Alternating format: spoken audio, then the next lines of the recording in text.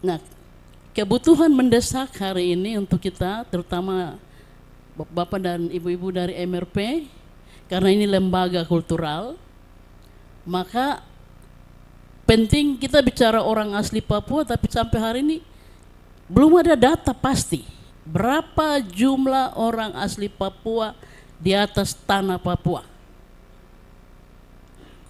Saya lihat ini data statistik penduduk secara umum. Jadi ini menjadi tanggung jawab dari Bapak Ibu yang ada di MRP, kami di lembaga perguruan tinggi, DPR, dan semua pihak, gereja, kita bersama-sama untuk melakukan sebuah riset atau penelitian untuk punya data pasti berapa orang asli Papua yang ada di provinsi.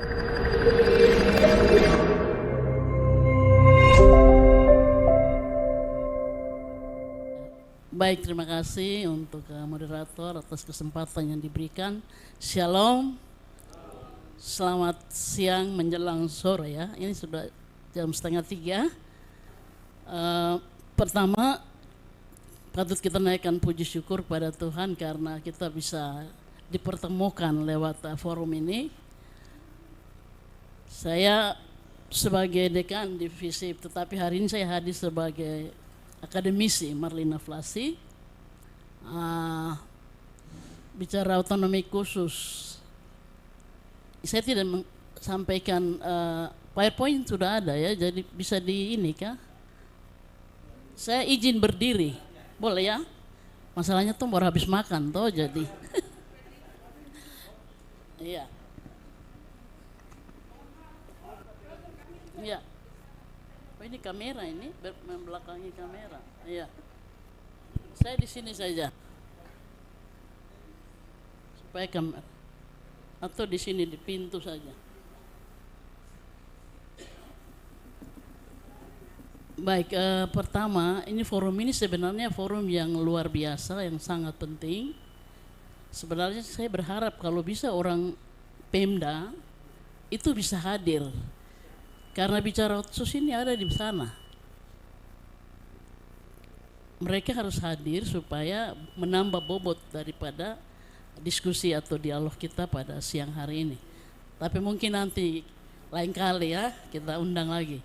Hari ini khusus dari MRP dan juga dari DPR. Yang saya hormati Bapak Ibu peserta dialog pada siang hari ini. Tadi sebenarnya saya tidak usah bicara karena Pak Ondo tadi sudah bicara banyak. Ini bidangnya bidang antropologi, tapi Pak Ondo yang lebih tahu. Jadi kami antropolog ini hanya belajar dari Pak Ondo dan juga kepala suku di daerah pegunungan dan juga masyarakat adat yang ada di tanah Papua ini. Ya, slide berikut. Ya, ini ilustrasi saja yang saya sampaikan. Tadi dari awal semua pembicaraan kita bicara tentang otonomi khusus. Masih pentingkah? Terus OAP sama dengan non-OAP. Sebuah ilustrasi yang saya sampaikan di sini ini berkaitan dengan realita hari ini. Ini ada pesawat ini, pesawat dari Jakarta. Pesawat ini dia bernama bukan Garuda, bukan Lion Air, tetapi Otsus Papua. Itu pesawat yang terbang dari Jakarta ke tanah Papua. Tetapi pesawat ini dia sedang ada di udara. Sudah lebih dari 22 atau 23 tahun. Jadi pesawat ini dia lagi ada di udara terus ini sudah puluhan tahun. Dia belum mendarat karena belum dapatkan landasan yang tepat. Kita lihat bahwa pesawat yang begitu diharapkan oleh orang asli Papua di atas tanah ini, bahwa pesawat ini datang untuk membawa kesejahteraan, kebahagiaan bagi orang yang ada di atas negeri ini. Karena itu ada 5 pertanyaan kritikal atau pertanyaan kritis yang perlu kita sama-sama lihat.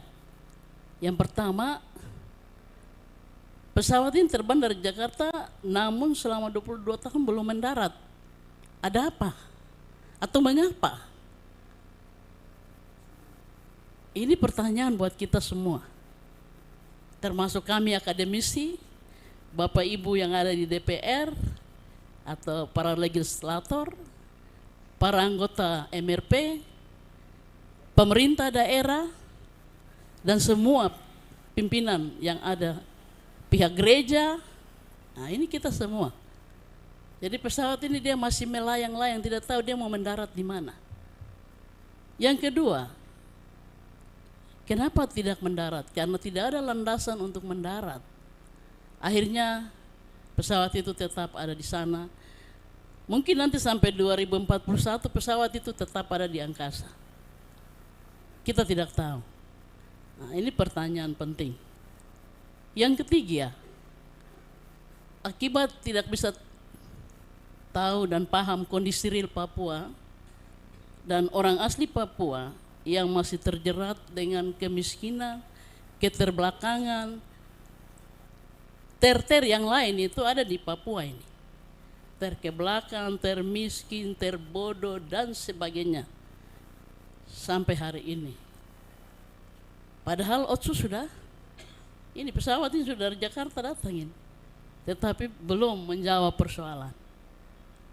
Yang keempat, jika Otsus dijalankan secara humanis atau secara kemanusiaan, memperhatikan nilai-nilai, norma-norma yang tadi Bapak Uno sampaikan, dilakukan dengan bijak, bertanggung jawab oleh para pemimpin-pemimpin kita di negeri ini, maka 22 tahun lalu Otsus jilid pertama itu sudah bisa menjawab persoalan yang kita hadapi. Hari ini kita bicara orang asli Papua dan non Papua. Itu artinya kita bicara krisis identitas. Kita bicara tentang hak-hak dasar orang asli Papua. Ini semua sedang melihat persoalan ini, bahwa orang asli Papua sedang termarginal dari semua aspek. Siapa yang salah? Siapa yang bertanggung jawab? Ini sebenarnya menjadi tanggung jawab bersama. Kita tidak bisa saja bilang Jakarta, karena Jakarta sudah keluarkan triliunan rupiah. Ya, rupiah yang diturunkan dari Jakarta triliunan. Hanya saja pelaksanaannya di lapangan di Papua itu tidak jalan dengan baik. Idealnya kita tidak usah lagi bicara orang asli Papua, non Papua, tapi hari ini kita bicara untuk orang asli di atas negeri ini mau dibawa ke mana. Dia harus mencapai yang namanya kesejahteraan itu sesuai dengan amanat Undang-Undang Otonomi Khusus. Itu yang penting untuk kita cari strateginya, supaya waktu yang tersisa ini betul-betul dimanfaatkan secara maksimal. Tadi bapak-bapak, ibu-ibu, bagus sekali, saya senang karena ini ada upaya-upaya yang mau dibuat untuk bagaimana mengangkat harkat martabat orang asli Papua di atas negeri ini, di tanah Papua. Tapi yang penting di sini ya, landasannya adalah masyarakat. Otsus itu datang untuk orang Papua. Silakan next slide.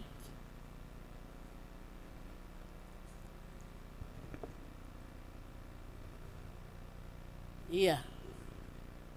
Tadi sudah dijelaskan, sebenarnya kita tidak bicara orang asli lagi, karena semua kita yang ada duduk ini, kita sudah paham benar bahwa orang asli Papua itu adalah sesuai bunyi Undang-Undang Otonomi Khusus, tetapi sebenarnya dari perspektif antropologi itu sangat jelas bahwa orang asli Papua adalah ras Melanesia. Ras Melanesia keturunan orang-orang ataupun suku-suku yang ada di atas tanah Papua. Jadi kalau di dalam itu dibilang Provinsi Papua, mungkin perlu untuk direvisi juga ini. Karena hari ini bukan saja Provinsi Papua yang ada, tapi sudah terjadi pemekaran provinsi. Mungkin nanti ada lagi penambahan provinsi. Jadi kalau menurut pemahaman saya bahwa penting sekali untuk kata di Provinsi Papua itu bisa direvisi dengan kata suku-suku asli di atas tanah Papua. Jadi semua yang ada di atas tanah Papua itu adalah orang asli Papua. Kemudian orang asli Papua ini yang jelas ya, identitasnya jelas, rambut keriting, kulit hitam, ya, makanya dibilang apa? Melano, hitam, kulit, melanosoid, ya secara antropologi dibilang melanosoid karena warnanya warna hitam. Jadi orang Melanesia ini bukan hanya ada di Papua. Orang Melanesia ada di wilayah negara lain, termasuk misalnya ada di Vanuatu, ada di Kepulauan Salomon, Tuvalu, Fiji Island, Nauru, Marshall, atau negara-negara Pasifik Selatan, termasuk di Indonesia itu di Papua, termasuk dalam hal ini daerah DOB Baru, kemudian Maluku, NTT, dan negara Timur Leste. Jadi cakupan wilayah ras Melanesia itu sebenarnya luas. Tapi hari ini kita punya tema diskusi tentang orang asli Papua di atas tanah Papua. Mari silakan lanjut slide-nya. Ya, siapa orang asli Papua dalam perspektif antropologi? Rujukan regulasi, kita lihat bahwa regulasi yang tadi Bapak Ibu-Ibu dari MRP, DPR juga bicara, memang regulasi ini perlu sekali untuk dilihat kembali Undang-Undang Otsus yang ada, bahwa kata dan atau ini tadi Profesor Hetaria izin Pak Prof,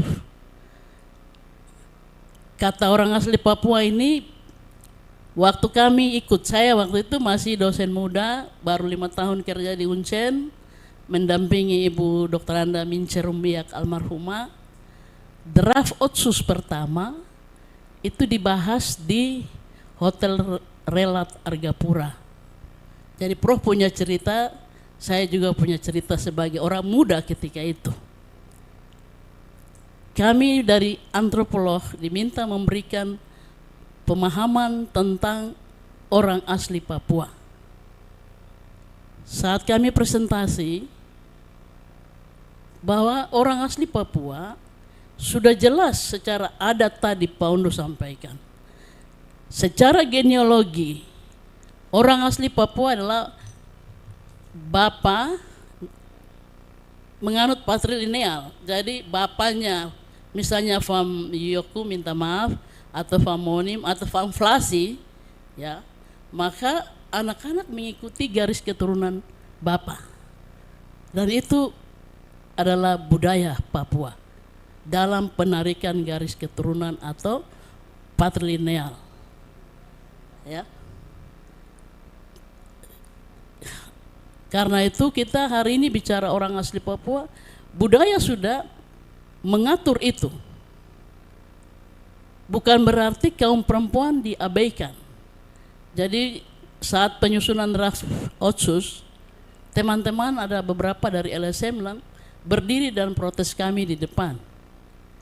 Kamu dua yang depan bicara itu kamu perempuan Papua atau bukan? Kalau perempuan Papua harus pikirkan anak-anak yang lahir dari rahim perempuan Papua. Saya sampaikan begini,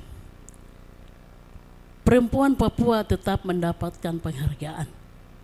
Tetapi dalam budaya Papua, penarikan garis keturunan seseorang dalam ilmu antropologi adalah berdasarkan garis keturunan bapa atau laki-laki.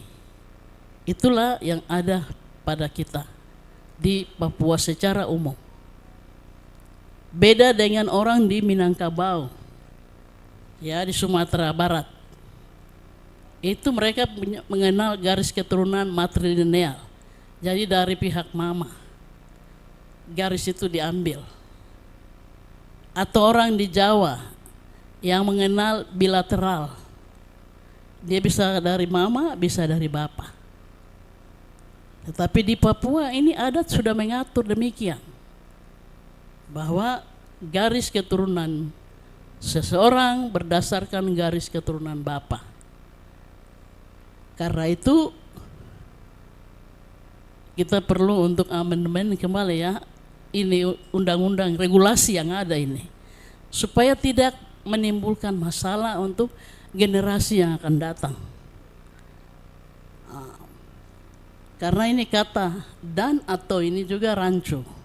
Walaupun dari awal, ya, bapak-bapak kita yang orang-orang tua kita menyampaikan itu, tetapi generasi yang akan datang nanti mempertanyakan itu kepada kita yang hari ini hadir di ruangan ini, atau bapak ibu anggota DPR, MRP, kami akademisi. Ini tanggung jawab untuk melihat kembali klausal yang ada. Kemudian saya lihat juga bahwa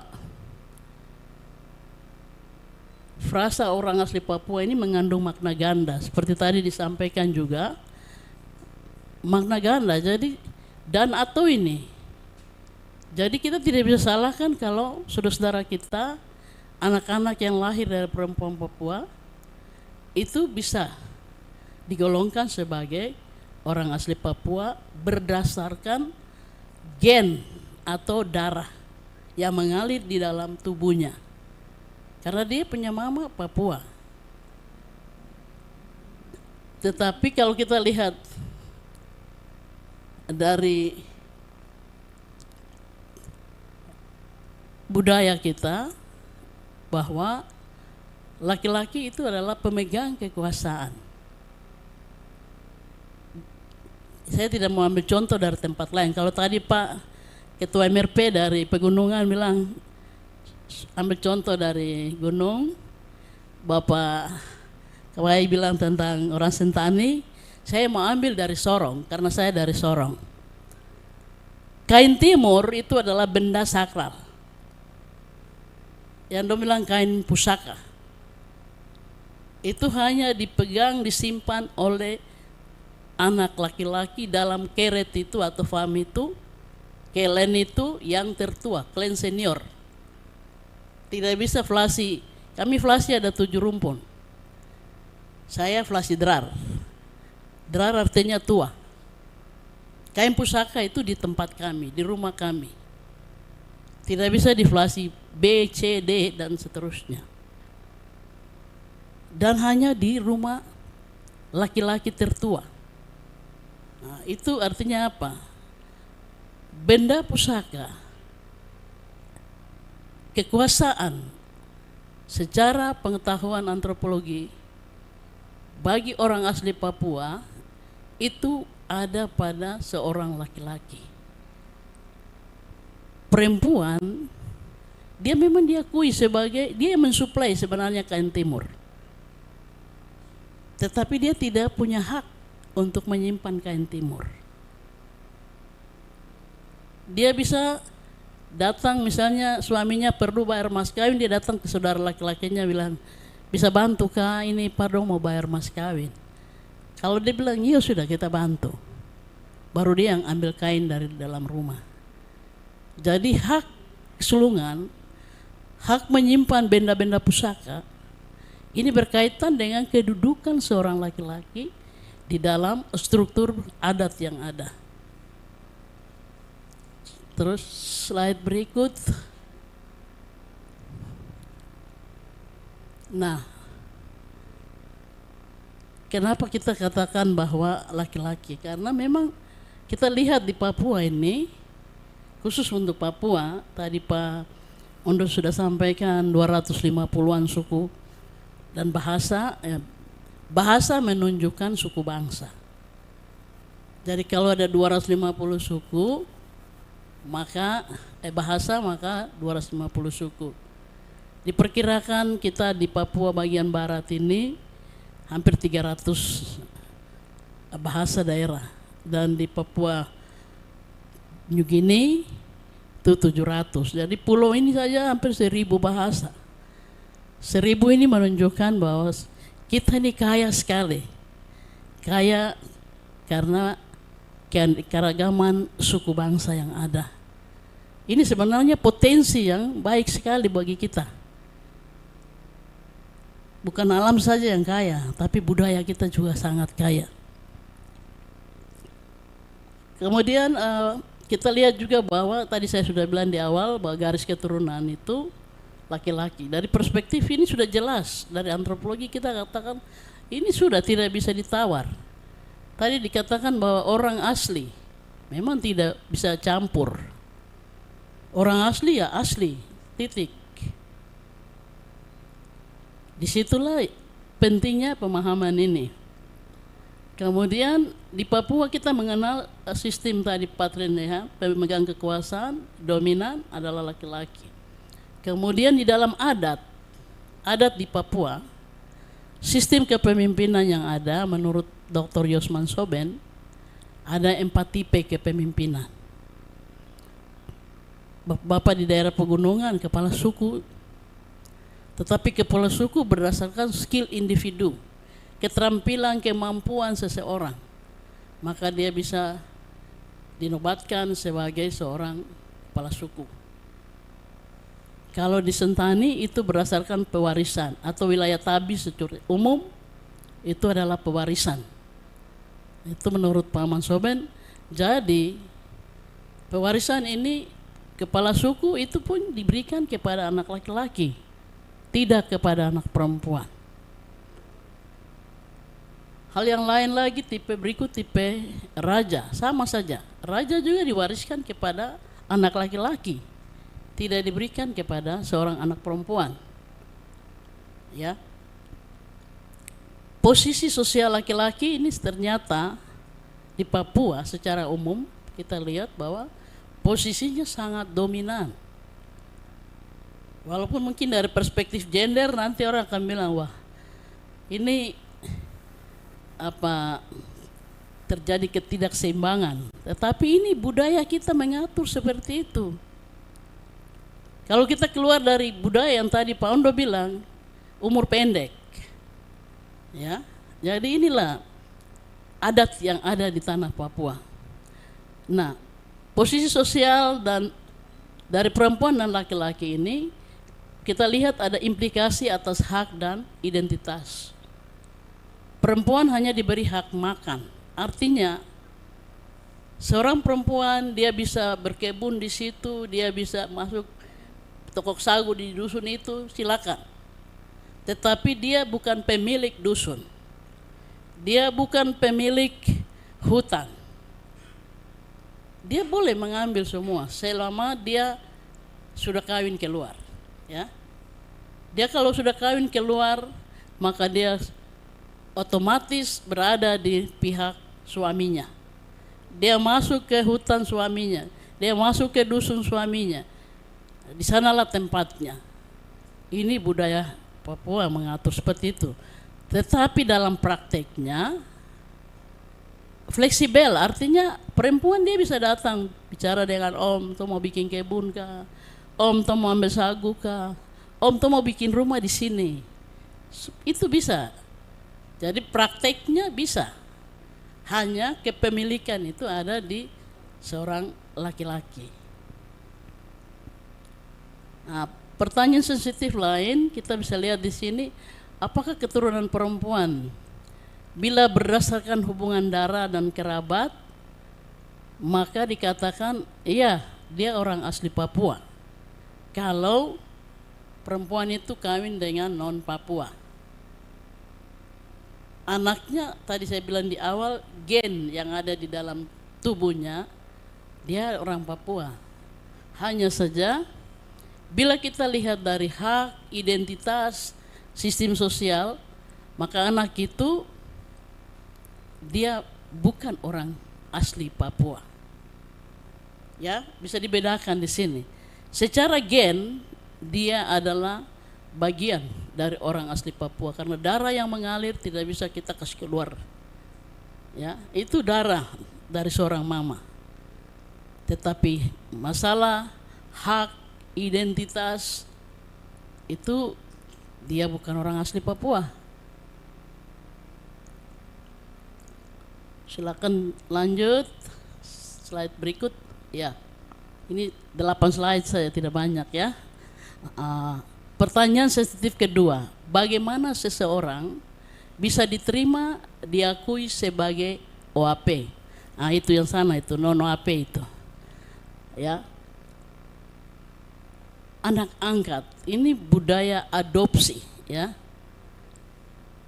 Anak angkat, tetapi anak ini diangkat sejak kecil.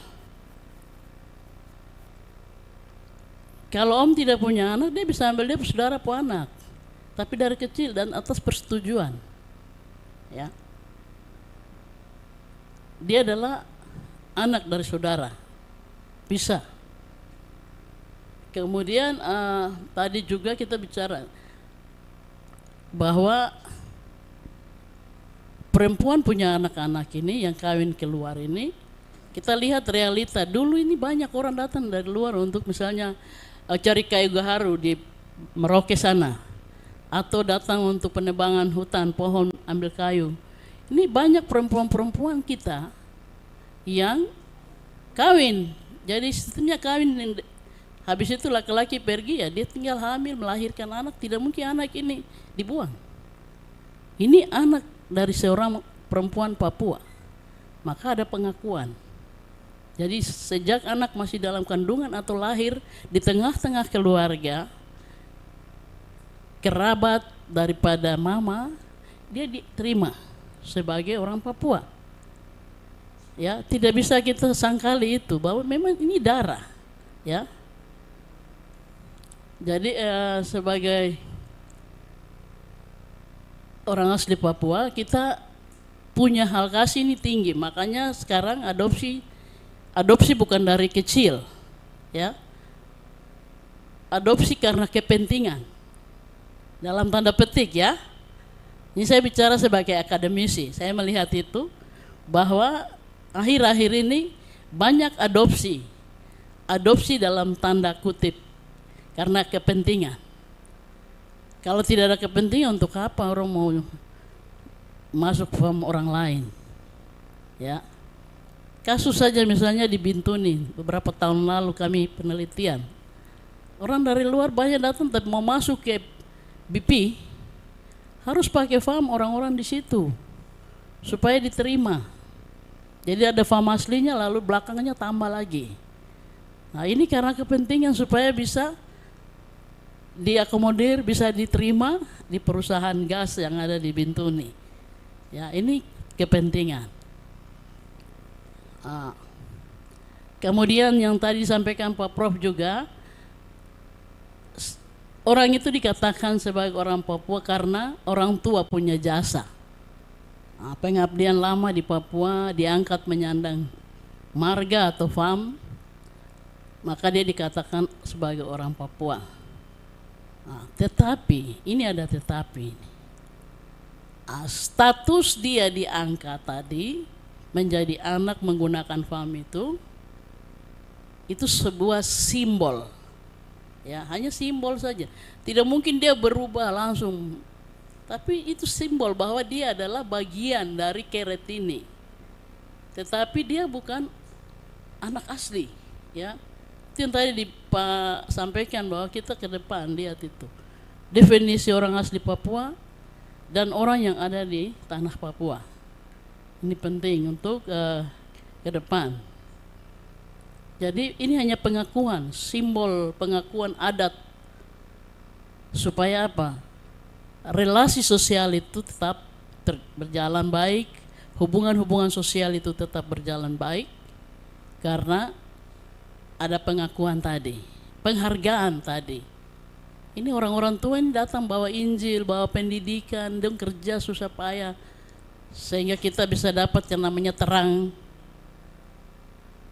Nah, maka penghargaan, ya, sebuah penghargaan sebagai sebuah simbol yang perlu untuk kita raju. Tali kasih ini tetap ada, karena ini jasa baik. Tidak mungkin orang berjasa kepada kita terus kita marah-marah, kita menyangkal.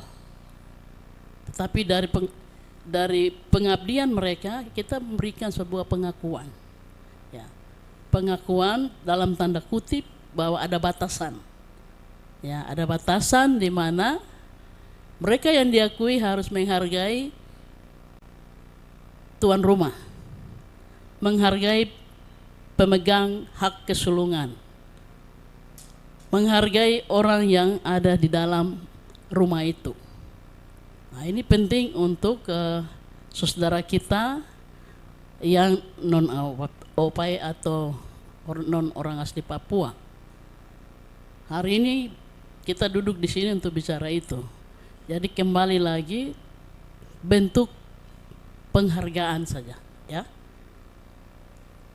Nah, kebutuhan mendesak hari ini untuk kita, terutama Bapak dan Ibu-ibu dari MRP, karena ini lembaga kultural, maka penting kita bicara orang asli Papua, tapi sampai hari ini belum ada data pasti berapa jumlah orang asli Papua di atas tanah Papua. Saya lihat ini data statistik penduduk secara umum. Jadi ini menjadi tanggung jawab dari Bapak Ibu yang ada di MRP, kami di lembaga perguruan tinggi, DPR, dan semua pihak, gereja, kita bersama-sama untuk melakukan sebuah riset atau penelitian untuk punya data pasti berapa orang asli Papua yang ada di Provinsi Papua Pegunungan. Laki-laki berapa, perempuan berapa, anak-anak dari usia dini sampai dengan mahasiswa, itu data mesti ada. Yang ada di Merauke sana berapa banyak, yang ada di Papua Barat berapa, yang ada di Provinsi Papua Induk ini berapa banyak, yang ada di Kota Jayapura ini orang asli Papua berapa banyak. Nah, data ini dibutuhkan sehingga ketika kita bicara orang asli Papua, benar-benar program pemerintah itu turun langsung kepada orang asli Papua yang ada di setiap kampung, distrik, kabupaten, provinsi. Karena kita pegang data, jadi berbasis data. Jadi anggaplah kita buat lagi sensus penduduk orang asli Papua, ya, supaya ada data. Jadi pembangunan program ini tepat sasaran. Kalau bantuan dari Dinas Kesehatan untuk masyarakat, kita kawal. Oh ya, berarti ini keluarga ini sudah dapat pelayanan ini, kesehatan. Pembantuan untuk bidang ekonomi, keluarga ini sudah. Oh, anak-anak dari keluarga ini belum ada yang sarjana, berarti mereka harus dikuliahkan. Nah, jadi ini perlu ada sinergitas, ya, antara MRP, DPRP ataupun DPR, ya, yang duduk di perwakilan di pusat, pengawal di sana, legislator yang ada di Senayan, kemudian pemerintah daerah, gereja, perguruan tinggi, LSM, kita kolaborasi untuk melakukan pendataan orang asli Papua. Karena tanpa ini, tadi pesawat itu dia hanya ada di atas saja, dia tidak sampai ke landasan. Orang Papua yang ada di kampung ini yang perlu kita lihat mereka, kita data mereka, dan uang yang datang, program pemerintah yang masuk itu betul-betul tepat sasaran. Ya, karena ini banyak ini anak-anak banyak yang jangan jauh-jauh. Kota Jayapura ini kalau jalan lihat anak-anak Papua banyak di depan Saga, Ini anak Papua, generasi penerus yang harus diperhatikan. Silakan slide berikut Ibu supaya saya tutup ini, peserta kelihatan sudah sore jadi ya.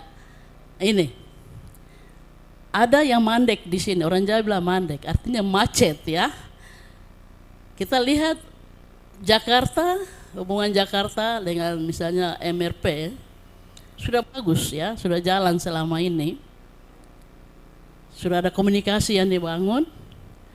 Hanya saya melihat MRP ini sebenarnya sebagai jembatan untuk lebih dekat dengan masyarakat yang ada di adat masing-masing lewat ini institusi lokal. Jadi saya mau bicara dari aspek antropologi bahwa lembaga kultural atau lembaga adat di setiap suku itu ada. Karena itu yang diberdayakan, komunikasi yang dibangun oleh MRP ataupun DPRP, tapi dalam hal ini MRP, minta maaf Ibu Mehwe, kita lihat bahwa institusi ini tidak jalan ini. Lembaga adat itu harus, dia yang punya rakyat, dia yang lebih tahu. Tadi Bapak Ondo ada bilang, dia datang suruh saya mau pilih, ya sudah pilih. Nah, jadi penting untuk institusi lokal yang asli, bukan dewan yang dibuat atau diciptakan, tapi yang dari dulu orang Papua lahir, dia punya dewan lembaga adat yang asli yang ada di setiap keret kah, klan kecil kah, yang ada di suku kah, yang asli-asli itulah yang kita angkat. Ya, perlu rekonstruksi kembali supaya ini kita jalan dengan baik. Karena yang tahu masyarakat, yang tahu silsilah, semua cerita, mitologi, segala macam budaya yang ada itu ada di tingkat yang paling rendah, yaitu keret atau klan yang ada. Nah, institusi lokal ini yang penting dibuat, diberdayakan supaya kepala suku tadi mereka bisa bekerja lewat MRP dalam hal ini. Jadi ada komunikasi yang dibangun. Terus hari ini kita bilang orang asli Papua, kita ada di Papua. Pertanyaannya adalah apa yang bisa menunjukkan bahwa kita ini ada di Papua? Kalau Bapak Ibu ke Bali kan kelihatan sekali ya. Kita begitu masuk lihat ada puranya atau gapura di setiap ini kompleks. Kemudian ada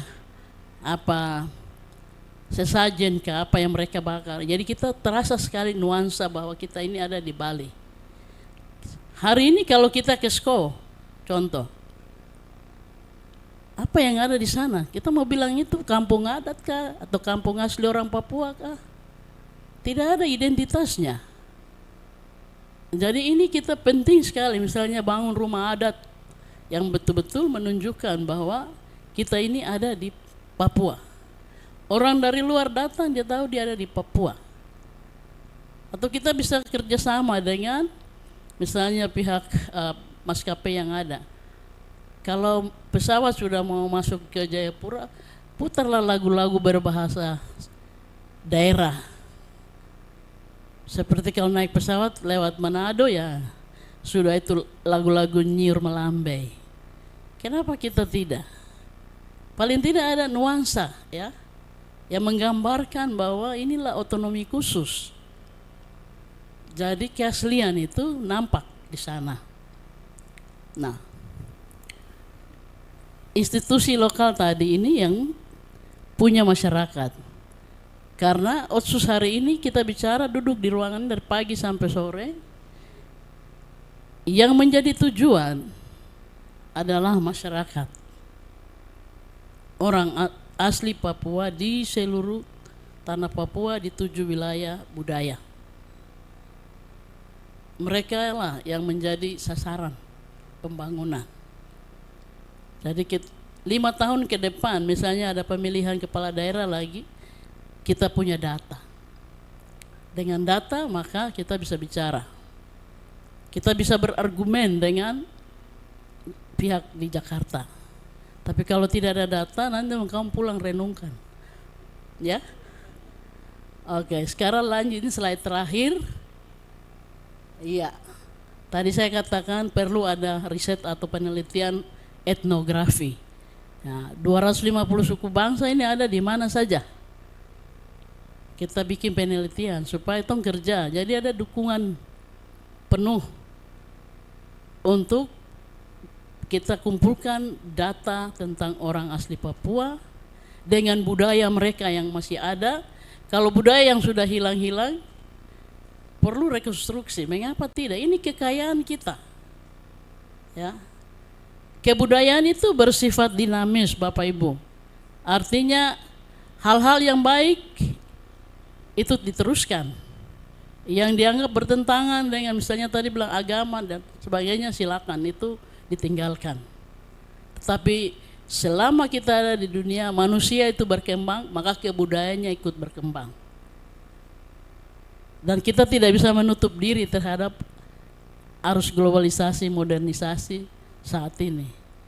Nah, maka kehadiran MRP di sini sangat penting, urgen sekali untuk menjaga, mengawal bagaimana memberikan afirmasi, ya, proteksi terhadap budaya Papua. Budaya itu ada kalau manusianya masih ada. Kalau manusia terada atau tidak ada, maka tidak ada lagi budaya Papua. Kata kuncinya di situ. Manusia Papua perlu didata. Supaya nanti tahu, ini ada yang meninggal. Meninggal karena apa? Sakit kah? Atau meninggal tabrakan kah? Ini data. Maka populasi orang asli Papua kita tahu. Bagaimana supaya anak-anak generasi yang akan datang ini bertambah banyak? Ada pikiran-pikiran yang perlu dibangun. Bagaimana supaya populasi ini tidak sampai mengalami depopulasi, artinya tiap tahun berkurang. Ini penting untuk kita lihat sama-sama, ya. Jadi kalau ada penelitian etnografi ini bicara tentang budaya Papua dari keseniannya, kepercayaannya, dan lain-lain. Termasuk kekerabatan tadi, yang orang asli itu ada di dalam kekerabatan.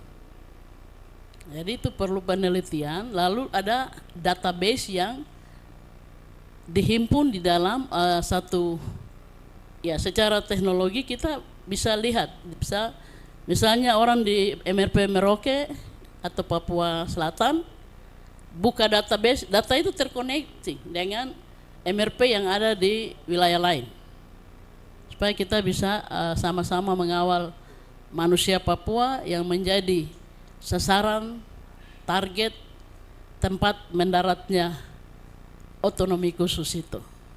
Kalau tidak, sekarang sudah 23, berarti masih 17 tahun lagi, apakah ada hasil atau tidak, atau tetap seperti ini? Nah, itu menjadi PR untuk kita sama-sama renungkan. Demikian dari saya, terima kasih banyak atas perhatian, saya kembalikan waktu.